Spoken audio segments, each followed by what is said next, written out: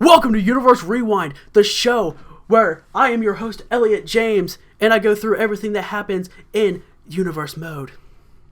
Now, this Universe Rewind is a post-BCW Supershow and Extreme Rules show. Very special episode. I wouldn't normally do this, but we're going to do this.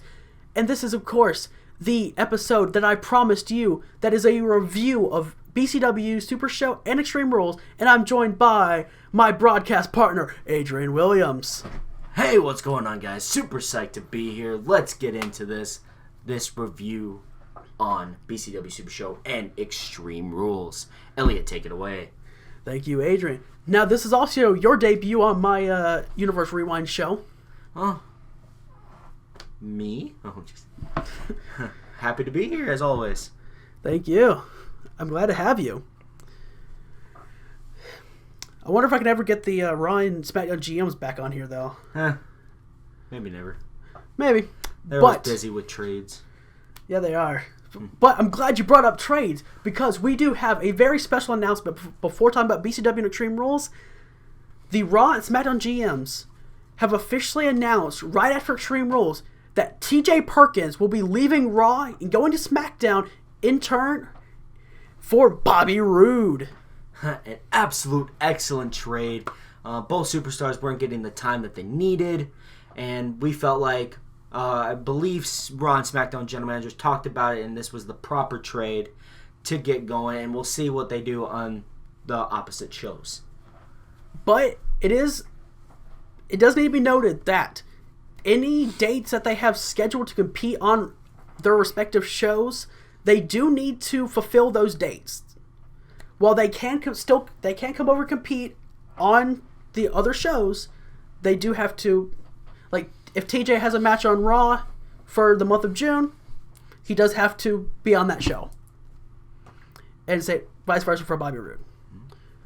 But as well as that, we recently got word that BCW was officially bought by the WWE. It was announced at Extreme Rules.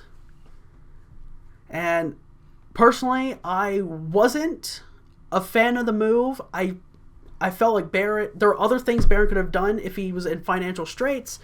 But, Adrian, what do you think about this move? I believe that it financially wise, Baron did do the right thing, letting WWE buy out BCW. It is obviously hate to see Baron that way, because I know how much love he had for BCW, but at least he still has some points in BCW, because he still wants to be on the creative team creating matches and stuff for BCW. Well, he's still running the show, which is good. But one thing I do want to say, and we'll talk about this a little more when we get into Extreme Rules, but when Baron made the announcement, the SmackDown GM, he had this sort of no remorse smugness that made me want to get out of my chair on commentary and just smack him right across the mouth. But, and you know, I can say that because I'm not employed by SmackDown. I'm a commentator on Raw. But either way, let's go ahead and just get into the BCW Super Show. Alright. So the show kicked off with the rematch. James Fatal, the BCW champion, defending against Chris Danger. And of course, they tore the goddamn house down in the very first live show of BCW. And people are still talking about that match. But in my opinion, I think their rematch here was even better. Oh, hands down. Well, you say that, but we were talking about this before recording, and you told me that you actually still kind of prefer the first match.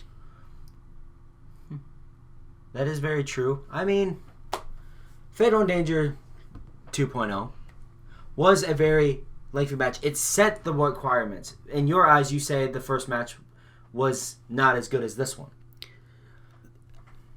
I just think this match came together better than the first match did. I do agree with you, but I still have to go with the first match, because that first match, oh man, probably one of my favorite matches on BCW. But Fatal Danger Part 2 did see potential when they faced the first time. But I still think first one. I'm sorry. I mean, I'm glad Danger fought as well as he did. Fatal would end up getting the W. But I still go with the first match. Well, that's fine. You know what they say? Everyone has an opinion. Mm-hmm. So, and the match, it was a solid match. And at the end of it, Chris Danger, again, he second-guessed himself. He was able to nail Fatal with a sweet chin music. Second-guessed himself, went for another, thinking the first would not be the end. Fatal was able to recover just enough, find the counter for it, and then lay him out with closure. So, sad days for Chris Danger, but I do know Chris pretty well, and I'm sure he's not through with Fatal, not by a long shot. But we saw the debut after that of a young man from Toronto, Ontario, Canada, by the name of T-Ice. And he faced BCW veteran Cole Quinn. And the match, it was a pretty decent match. It won't set the world on fire, but T-Ice looked good. Cole looked good as well, but we expect that from Cole.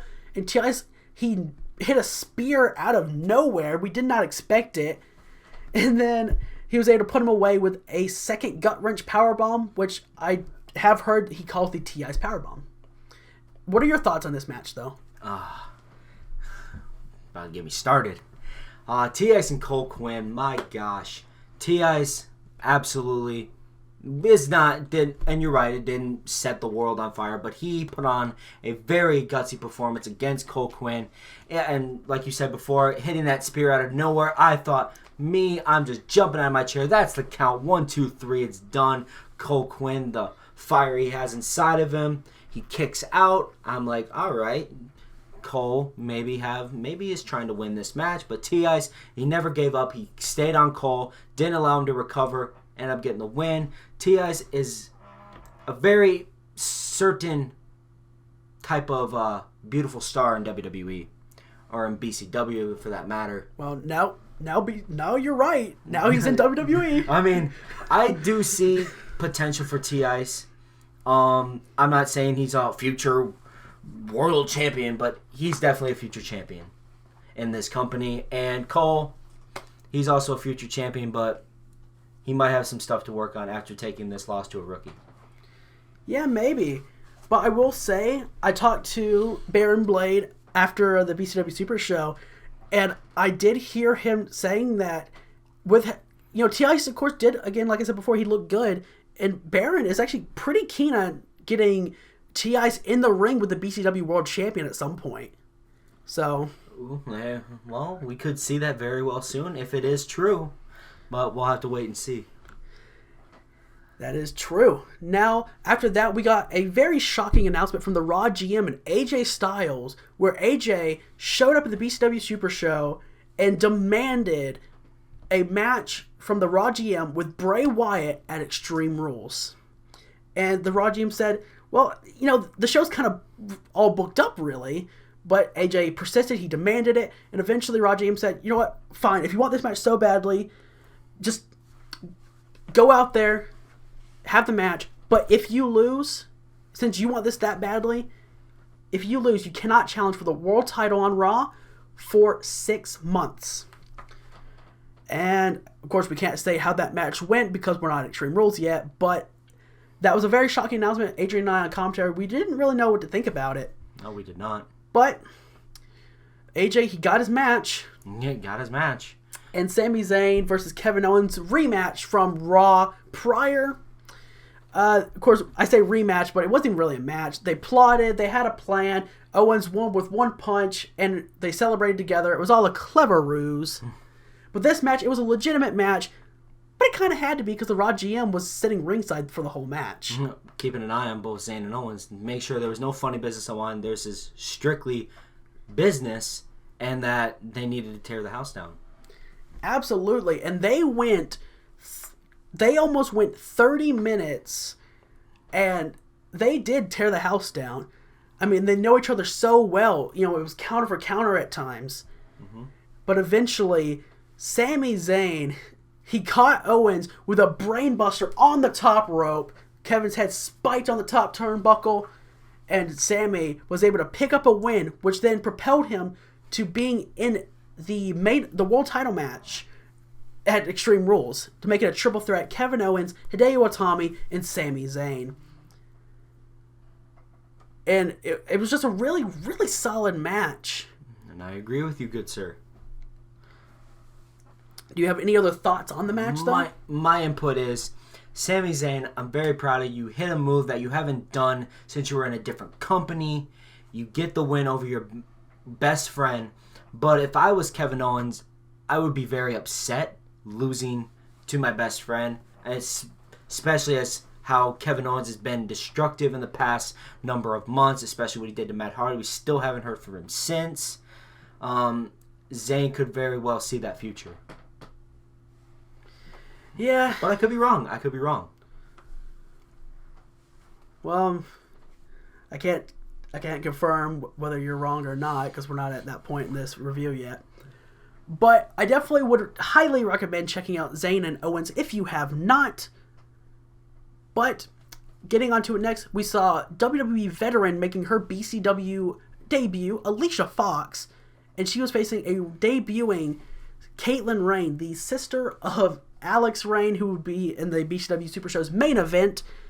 And Caitlin, she looked pretty good, but Alicia, she definitely looked a lot better, and it was her own cockiness, her own arrogance that cost her the win. Every time she was able to lay Caitlin out with her trademark axe kick, she just got too cocky, too arrogant, and Caitlin was able to recover just enough to be able to power out, or not power up, but kick out. And Caitlin would use that to be able to eventually hit a big frog splash, RVD-esque, and pick up the win over Alicia Fox. Mm-hmm. And what do you think about that match? This match is, I think, Alicia Fox got way too cocky, way too early. It was just, I mean, I understand you may be all foxy and everything, but when you're in a ring, you never get too cocky. Maybe you can get a little cocky when the bell rings after you win, but you should never get cocky during a match like that.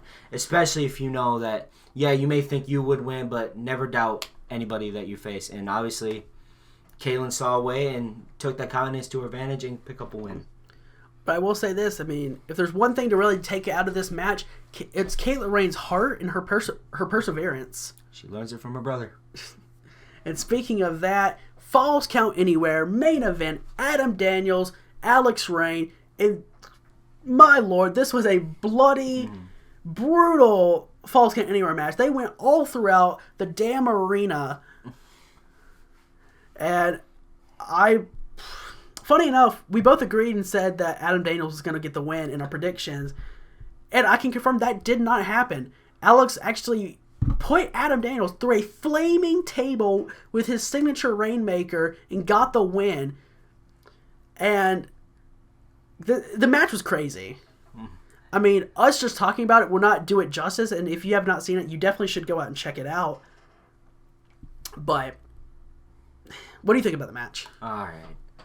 Oh, man. Adam Daniels, Alex Rain, part number 3.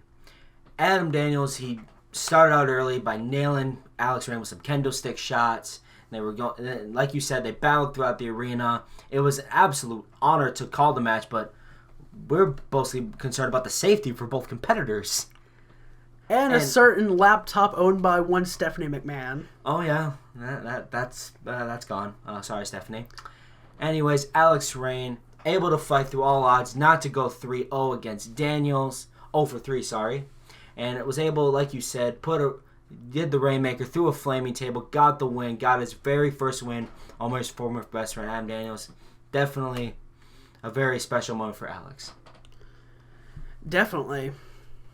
But again, us talking about it will not do it justice. If you have not, go out, check it out.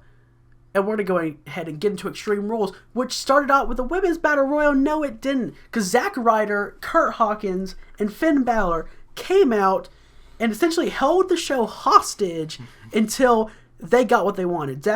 What Zack wanted was a match on the pay-per-view right then. And he ended up getting it, saying he would even throw his U.S. title on the line. And Smackdown superstar Andrade Cien Almas answered the challenge with his lovely manager, Zelina Vega.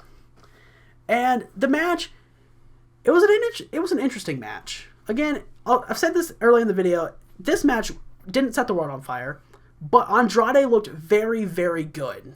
He looked really good. But Zack was able to actually catch him off guard with a schoolboy, but Andrade's hands were clearly on the bottom, underneath the bottom rope, and the ref didn't see it, so he counted the 3. But the Raw GM, he said, no, that's not how you start a pay-per-view. Restart the match.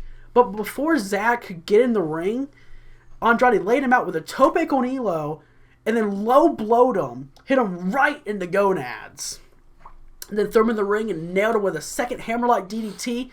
And Smackdown now has Raw property on their show. And of course, you're friends with the Smackdown GM, so I'm sure he was just ecstatic about owning part of Raw property right now. Yes, I did after the show, and he was very excited that now SmackDown owns the Intercontinental Championship, and now we have Raw property in the United States title with Almas winning.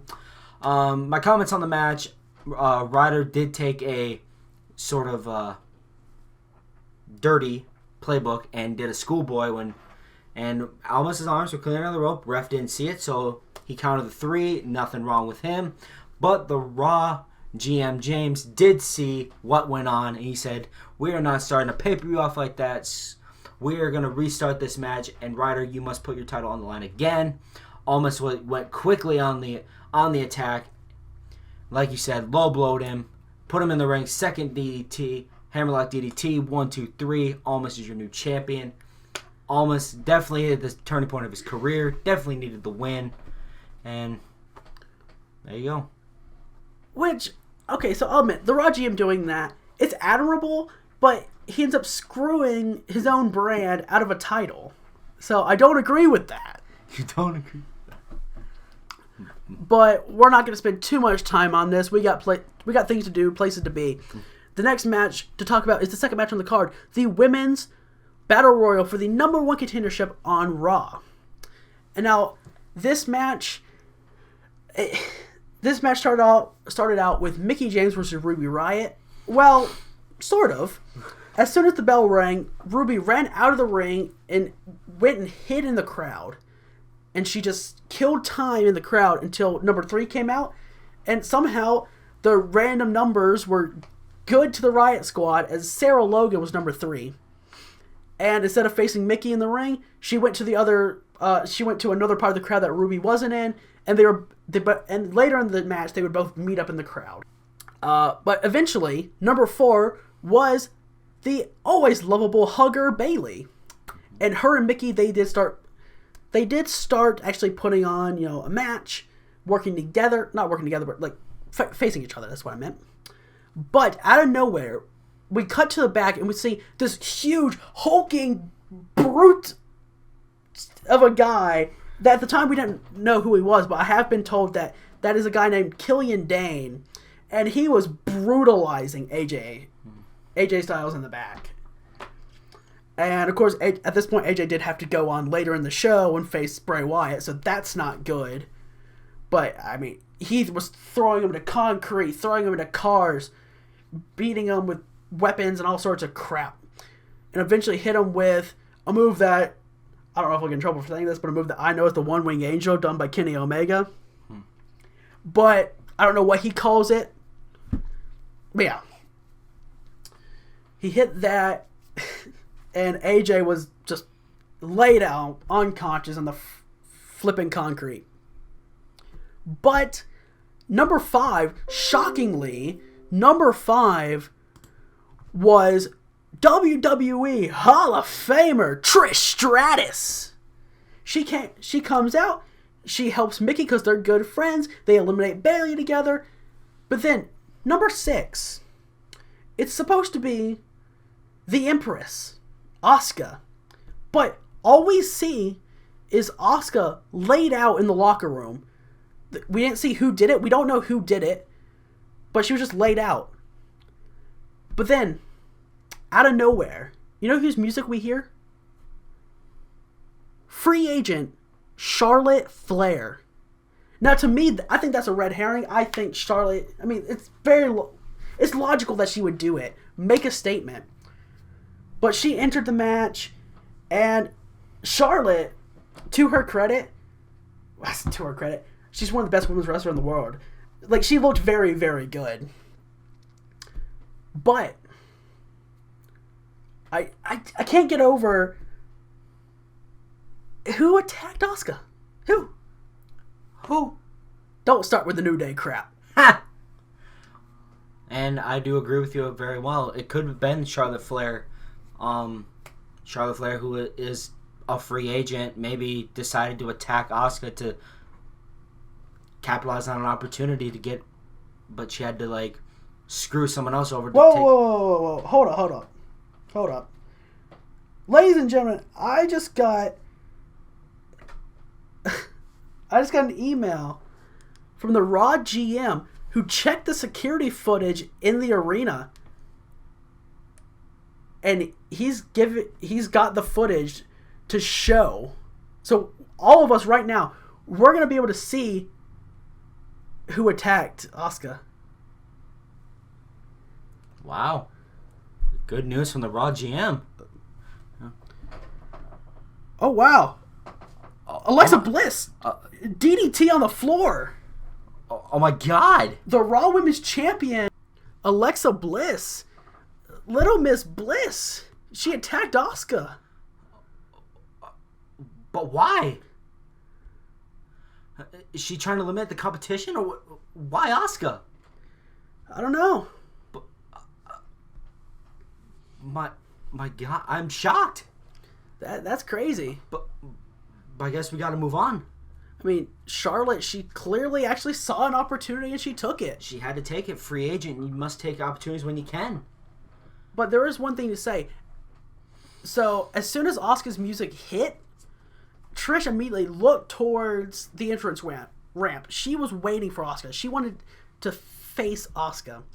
But when we saw Asuka laid out on the Titantron, Mickey, out of nowhere, clotheslines her over the top rope, eliminating Trish, her own friend.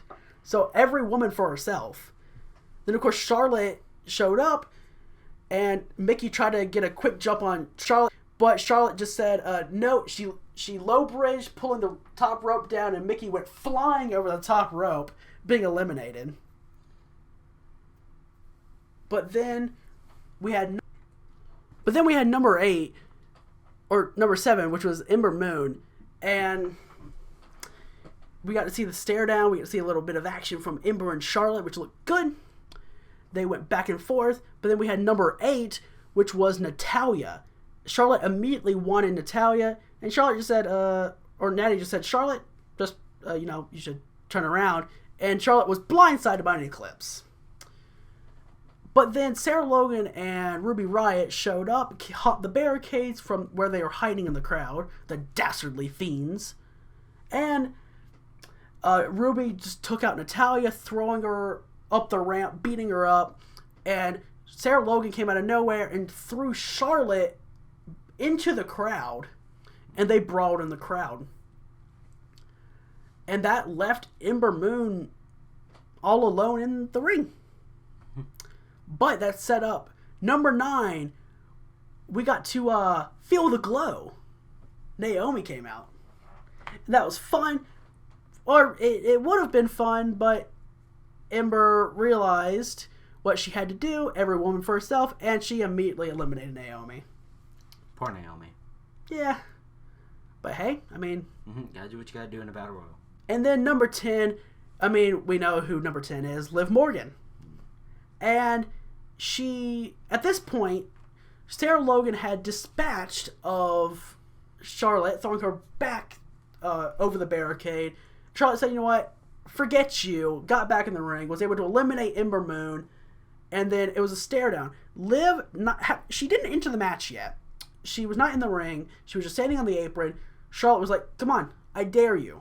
But Sarah Logan came out from behind and just laid her out from behind. And they just started absolutely dominating Charlotte, double teaming, truly working as a unit.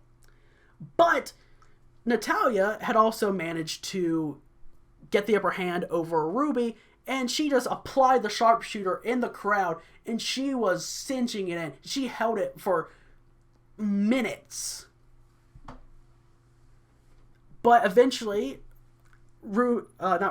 Sarah and Liv decided to eliminate Charlotte. They did. And then they eventually were able to quickly get the upper hand over Natalya, who decided to get in the ring. And they took her out, eliminated her. They went to check on Ruby. They all got in the ring. And from there, they all got on the apron. Or they went over the top rope, started on the apron, and all jumped down and landed on the floor at the same time. All three being declared the winners in the top 3 contenders for Alexa Bliss's women's title. And of course, there's a lot. I mean, it was a huge match. There was a lot that went into it. Adrian, what are your thoughts on it? In all honesty, I've never seen, in my time as a commentator, have seen a battle royal where there are 3 winners. I've never seen it, but the match in all was great. There was a lot of good moments. There was a lot of shocking moments. Asuka being laid out by the Raw Women's Champion Alexa Bliss. Trish Stratus and Charlotte Flair both entering the match. Naomi, sadly, only getting like a few seconds. She got more than that. But... about 5-6 seconds. The cowardliness of the Riot Squad all going into the crowd, Sarah Logan and Ruby Riott. Well, you see, I don't think that's necessarily... But it could be, it's also a smart... I don't think that's them being cowardly at all. I think, they had a plan, they knew what they needed to do, and they just did it. And they did it, and it paid off. And then all 3 of them get back in the ring after they eliminate Natalya. All 3 are left. They get over the top rope. They jump down at the same time, basically, so they all 3 win. Because I knew they would never turn on each other. So now all 3 are going to get, I believe, singles matches. Maybe, I don't know. Maybe for the Raw Women's Championship, but we'll have to see what the Raw GM says. Yeah, I mean, who knows what goes on through that damn dude's mind. Nobody knows. Only he does. Yeah. And maybe the SmackDown GM too, since they're friends. Maybe. I don't know, though. Well, that's that. But that was the thing. That was a huge match. Lots of stuff going on. But after that, we had the Smackdown Tag Team titles. We had the Revival getting another shot at McIntyre and Ziggler. They looked good in singles action, but McIntyre and Ziggler, weirdly enough, looked better in tag team action leading up to this. And there's not too much to say. The Revival ended up looking very, very good. They isolated. They used tag team fundamentals. But at the end of the day, Ziggler and McIntyre, they just had each other's back. They know each other too well. And they were able to work together and beat the Revival once again. And you got anything else for that match? Like you said, Revival were great in singles action. I just don't know why. I mean, yes, they're a great tag team, but in singles action, they just perform a lot better and they're able to get the job done because they both have gotten singles victories over McIntyre and Ziggler. But in tag team action, Ziggler and McIntyre have their number. Maybe that got into the head of for the Revival. They did try some tag team fundamentals. They did everything they could. But in the end, McIntyre and Ziggler, the bond that they had was too strong for the Revival, and they were able to get the win and retain the titles and prove that they are the dominant team on SmackDown. Now, next we had the Intercontinental Championship Open Challenge, or at least that's what I would say if Baron Corbin didn't lay this man out like a mattress, and he didn't even allow the match to begin. He hit an End of Days on the stage. He hit an End of Days on the stage on top of the Intercontinental title. And then he chokeslammed Ty through the announce table. Poor Ty. Now, I've heard that Ty is still looking to do an open challenge on the first SmackDown of June, but I would not advise that personally. The guts of that man. My God. I wouldn't. But then we go from not so shocking, because we probably expected Corbin to do something to Ty, honestly, to completely shocking as Kevin Owens in catering lays out Sami Zayn with a package power driver on exposed concrete. He lays out his best friend, turns on him, and of course that means Owens, we end up getting Owens and Tommy one-on-one like we originally thought we were going to. So, Kevin, it's not that I never expected something like that from Kevin. I did, but not to Sami. Sammy would have been the one person I thought is like, no. Yeah. But like I said, when Sami Zayn took that win over Kevin in the BCW Super Show, I knew that Kevin, in that mind, there was something plotting. Maybe no, he wouldn't do that to his best friend. But I did have the sense that Kevin would be upset and he would take it out on Sami, and he did. And now eliminated one of the competitors, and originally it is going to be just Owens and Itami for the world title. Yeah. And of course, now that also means that, not only is Matt Hardy injured, we haven't heard from him, but Sami Zayn, he took a package paw driver on exposed concrete, so who knows if we'll hear from him anytime soon. Which means the Raw GM, he doesn't have two of his top guys now, which he's got to be fuming. But we can't stay on this for too long, as the next match is AJ Styles and Bray Wyatt, and of course we had the pre-match attack by Killian Dane earlier in the night, and we figured out somehow that someone that AJ is, I guess, used to be friends with, someone he knows very well, Eric Young, is involved in this somehow. And we don't know exactly what his involvement is, but I'd imagine that AJ probably isn't too happy that Eric is involved, and he's probably going to at some point demand a match with Eric Young. I have no clue if he will or not. I don't even know if AJ, after the attack and then his match with Bray Wyatt, if he's even medically cleared to compete for a couple weeks. I don't know, but we'll see. But this match, Bray looked very, very good. He was brutal. At one point, he just started kicking and kicking and kicking and kicking and kicking at the back of the knee of AJ Styles constantly. Like 7 or 8 times, I'd say. Just really working over the legs. But AJ, he's got heart, he's resilient, and he was able to kick out of 4 Sister Abigails, which is insanity. I've never seen it done before, but AJ, he knows what's on the line, and he has to do what he can to possibly get the win, but my 4 Sister Abigails, I don't think I could even kick out of 1. Well, I shouldn't have said he kicked out of 4. It took 4 to put him away, is what I meant. But still. It's still kicking out of 3. Yeah. But the Raw GM stipulation, AJ, if he loses, he can't challenge for 6 months in the Raw World title scene. It came to fruition, and AJ lost. And Bray got the win, so the condition stands. AJ will not be able to challenge for the World Championship for 6 months. But, AJ did tell the Raw GM, though, if he can't beat Bray Wyatt, he doesn't deserve to be in the world title hunt anyway, so. But props off to AJ. He did at least try and put everything on the line to do it. And he, like he said, if he couldn't beat Bray Wyatt, he didn't deserve to be in the world title scene. And yeah. And but during the match, if you saw the match, you could definitely tell that at times AJ was definitely desperate, because he went for a move that he hasn't done since, again, I don't know if I'll get in trouble for this, but a move he hasn't done since TNA. And that was the spiral tap. Luckily for Bray Wyatt, he moved out the way, and AJ landed hard on his back, which led into AJ immediately being hit with a Sister Abigail at the time, which would be somehow the last Sister Abigail that AJ would be able to kick out of.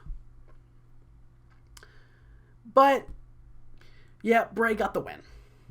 And then next is probably the saddest moment to me on this whole show. BCW being bought by the WWE. And we already talked about this at the start of Universal Rewind. But one thing I do want to say is, with them being bought by the WWE, obviously their pay-per-views are on Sundays. So BCW has been moved. And this decision came actually right from the mouth of Vince McMahon himself. BCW is being moved to Tuesday nights, right after Raw. So, Raw on Monday, BCW on Tuesday, and then, of course, Smackdown on Fridays. And, of course, that change is effective, this week that we're recording this, so BCW this coming Tuesday will be on, Tuesday. But then, we had an absolutely crazy freaking match. The Miz versus Randy Orton for the WWE Championship. In fact, you take this one away. All right, Miz versus Orton. Two guys that can't stand each other. And they were going at it and at it and at it. I believe Randy Orton hit 6 RKOs? It was a crazy number. Crazy number, and Miz was able to fight. There was tables involved. There was kendo sticks. There was chairs. They went all over that ringside area. And they just, I wouldn't say tore the house down, but it was a pretty freaking cool match. If I can just interject myself into this conversation real quick. Go ahead. I do want to say, one of my favorite spots in the entire show, Randy was going for the punt kick, one of the many times he attempted it, by the way. But at this one point, he went for it. Miz able to counter it like he did the entire match. But Randy was so out of it, he dropped to a knee, but the Miz just out of nowhere blindsides him with a running knee. As soon as he dropped down to a knee, he gets hit in the face with Miz's knee. And it looks so good. It looks so good. Anyways, Miz obviously hit a couple skull crushing finales. One to the outside on the padding. Then he hit one in the ring. A second one in the ring. He got a 1-2. Randy kicks out. And then towards the end of the match, as Randy was looking to put away with a possibly 7th RKO, we don't know the number. All of a sudden, we see Jeff Hardy appear out of nowhere, who is supposed to be in the night's main event with Roman Reigns in an Extreme Rules match, or Minneapolis Street Fight, my bad. And Jeff got involved by hitting a Twist of Fate on Randy. Two Twist of Fates on Randy Orton, my bad. And Reigns tried to get for the help, but Jeff was on the top rope. He did a diving crossbody to prevent Reigns. Miz picked up Randy and capitalized with a Skull Crusher finale. And got the 1-2-3. Miz is your WWE champion on SmackDown. First WWE champion in Universe mode. Which is awesome. Would you like to interject any thoughts? I mean, it was... See, in my opinion, this might very well be how you do... this might very well be how you do, like, an Extreme Rules, a street fight. Anything goes. I mean, this was just absolutely crazy. And they didn't even, like, really leave the ringside area either. But it was still just crazy. I mean, it was brutal. There was blood everywhere. There's RKOs everywhere. But Randy, he hates Miz so much that there were some RKOs that he would hit it and he wouldn't even go for the pin. Yeah, he really wasn't, at first he really wasn't going for the win. It was more about punishing the Miz. Well, I mean, he did hit 2 RKOs fairly early in the match and Miz kicked out of both, so. I mean, but the Brazilians for Miz. Miz did get the W. He's our WWE champion on SmackDown. And we'll see how that goes for that rivalry. Because that, by what I can tell you, I believe this rivalry is far from over. Yeah, I'm sure of it. Next we have Sasha Banks, Becky Lynch, Ronda Rousey, SmackDown Women's title. And of course, Sasha coming into this match hurt. But she actually was very smart about it. She worked pretty much the entire match teaming up with Becky against Ronda. And they were able to frequently actually take Ronda out of the equation, make it just one-on-one Sasha and Becky. Becky, of course, being in a lot better of a position health-wise, was able to most of the time get the upper hand. But the times that Ronda got back in the match, she did look very, very dominant. And eventually she was able to lay them both out, throw Sasha in the ring, and make her tap out pretty quickly with the armbar. And I don't think there's really that much to say about this match other than that. Not really. I mean, Sasha, did come into this match injured, but she decided to come into this match because she really wanted a chance at that SmackDown Women's title. But I'm sorry, but there was no stopping Ronda Rousey. I mean, despite the double teams, Ronda Rousey's just been too dominant. There wasn't stopping her, and especially with her arm injured, putting on that armbar, definitely she tapped out quickly. Becky was out cold outside the ring. Well, no, she wasn't out cold, remember? Becky was actually able to slide in the ring, but Sasha just tapped out just a little too quickly before Becky, because Becky was almost there. She almost broke up the submission, but Sasha, again, just tapped out too quickly. And we'll try to find out from the SmackDown GM to see the condition on Sasha, but I don't think she may be injured too long, but we'll see what the SmackDown GM has to say. But what I want to know is, so obviously on the last SmackDown before Extreme Rules, Sasha was not medically cleared to compete. Mm-hmm. You're good friends with the SmackDown GM. Yep. was Sasha even actually medically cleared to compete at Extreme Rules, or does she force it?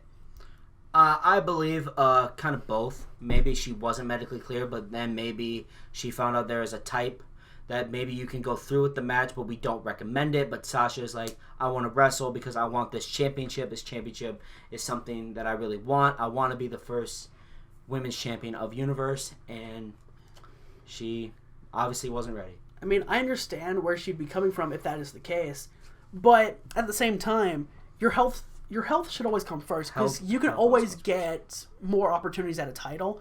But I mean, if you go out there and injure yourself to the point where you can't wrestle anymore, well, you can't do what you love. So yeah. And with that being said, Ronda Rousey is your first ever SmackDown Women's Champion in Universe mode, and now we've got what I feel is the match of the night: Kevin Owens versus Hideo Itami. In terms of a pure wrestling match, they tore the house down. It was absolutely fantastic.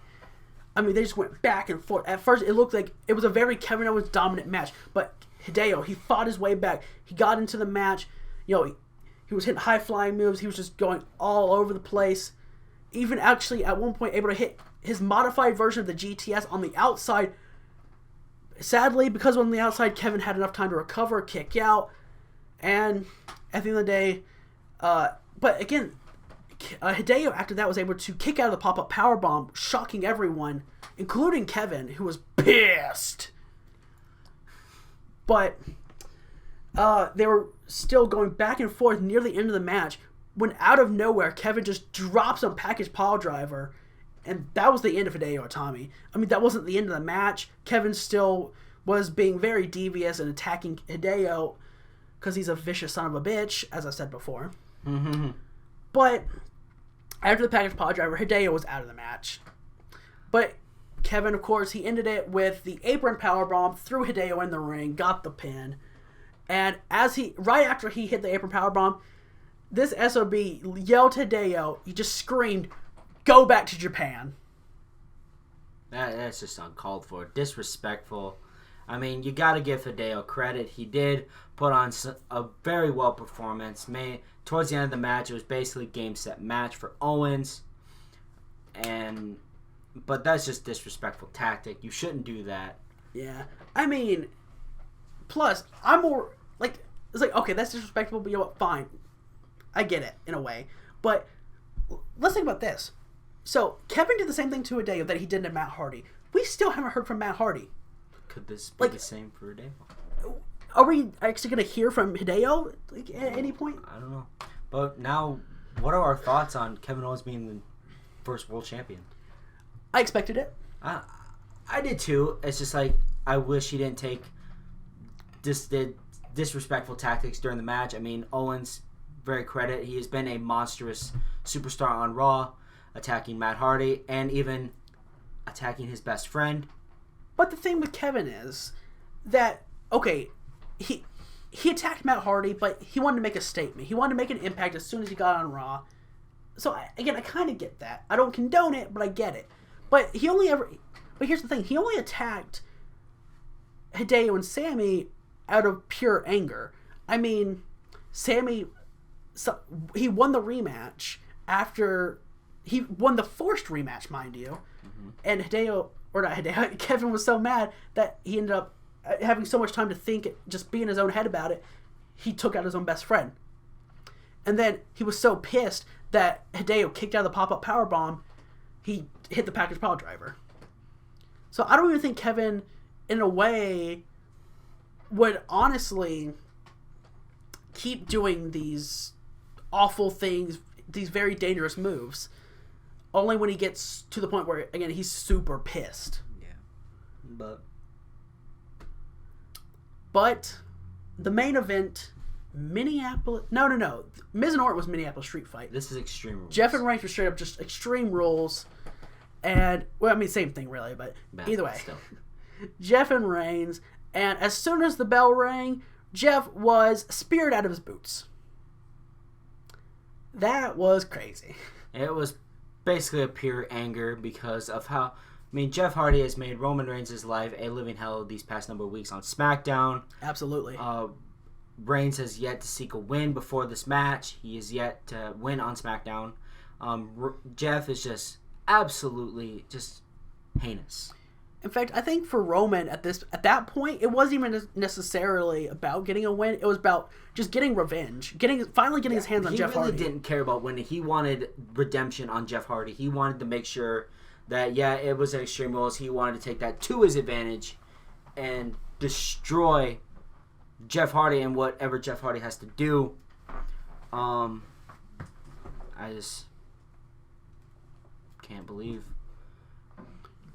But one thing I will say, to their credit, and I don't know if they really could after their match, but Miz and Randy Orton did not get involved at all. Shocking to me, since Jeff and Roman Reigns tried to interfere to help Randy, but Jeff able to stop him. And then these guys, they battle throughout the arena, like Adam Daniels and Alex Reigns at the end of the BCW Super Show.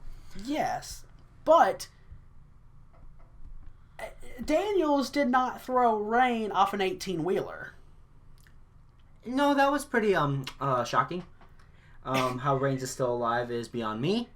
And then, of course, the SmackDown GM, he showed up and he's like, you know what, screw it, I'm making this Falls Count anywhere. Let's end this match as quickly as we can. Get him some help. I mean, at least he was caring for the safety of both competitors. He wanted to make this quick. Falls Count anywhere. But that's awesome. But Jeff, after that, as soon as Tyson said that, he hit a Jerry Lawler Memphis fist drop off the top of the 18-wheeler, driving his fist right in the face of Roman Reigns. And that was crazy. I mean, he was on his Jerry Lawler shit. Uh-huh.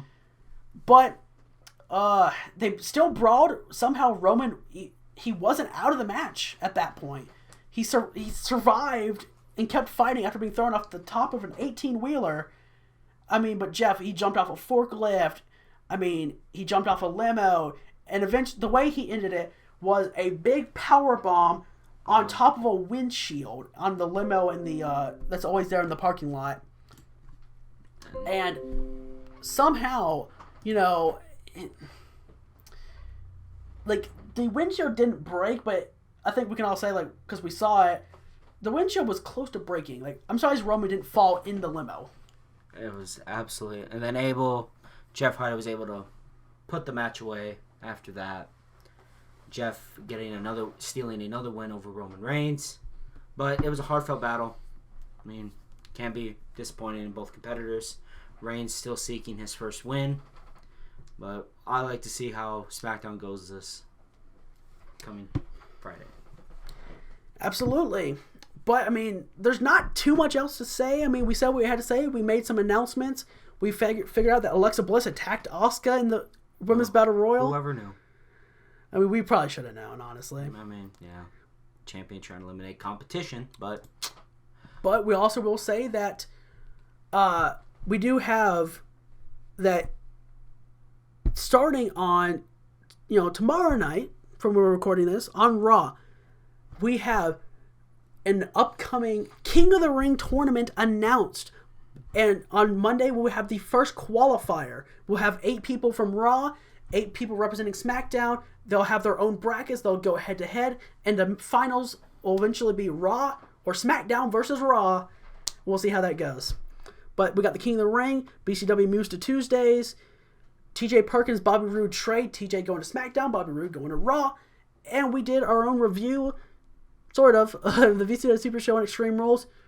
And until next time, we'll see you later. Bye, guys. Later, guys.